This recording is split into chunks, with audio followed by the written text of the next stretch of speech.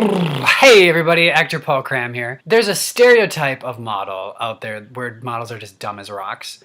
From my interactions with some models, I'm like, wow, you are just pushing that stereotype to the max. Minnesota Fashion Week happened here in Minnesota. If you follow me on Instagram and stuff, you've probably seen some of the photos of me attending a few of the events that were going on. I bump into a model, and I'm just gonna call her name Lisa, at the coffee shop, and she was like, oh my gosh, it's good to see you. And I was like, it's great to see you too. Turns to Stacey and is like, oh my gosh, this is my friend Paul. And I was like, hi, my name is Paul. Nice to meet you. And Stacy, holds her hand to me and she's like, oh, hi, Stacy, it's nice. Yeah, nice. Tell me, what are some of the reasons that people would utilize their voice in that way? Because obviously, if she's a grown woman and that voice kind of goes in and out a little bit, like sometimes it was like, oh no, I hear some of your normal voice. She must be getting something from it. She must be getting, obviously, attention. And why would you want that attention, though, is my thought. Maybe she has a speech impediment, or maybe there's something going on with her voice or her voice box or her vocal cords or something like that. And it's like, oh my gosh, she's trying her hardest to talk and that's what comes out, and amazing, good for you, No, turns out that she's just talks that way. So Stacy, where are you from? I am from St. Paul, grew up in St. Paul. Here's the thing.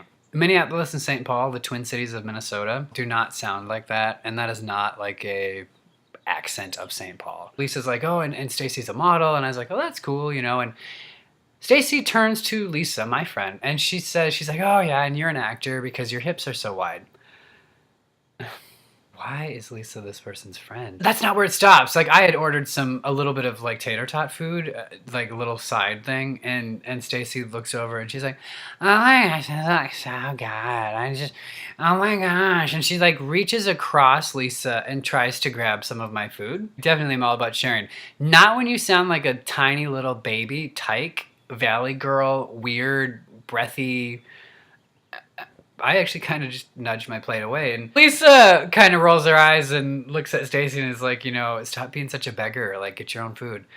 Lisa and Stacy then they start gabbing, which is awesome because I wasn't there necessarily to interact with them. So they start talking about Tinder, that dating app where you swipe left or right if you like somebody or don't like somebody, and then if you both like each other, then you can text and chat with each other. Oh yeah, so I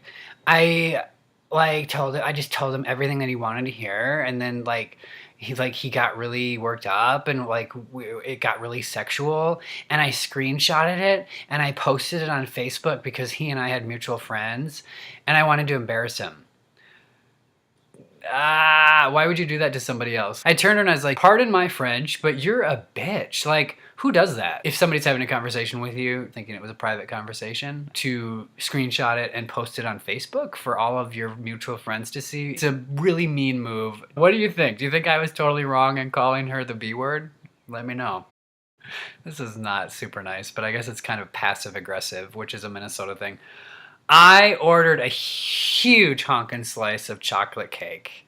And I proceeded to eat said piece of chocolate cake in front of Stacy, who doesn't eat, but I did because I was mad.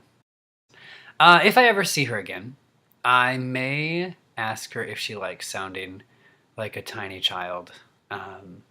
So all of you models, I get it. Not all of you are dumb as rocks, and there's a lot of models that are really smart.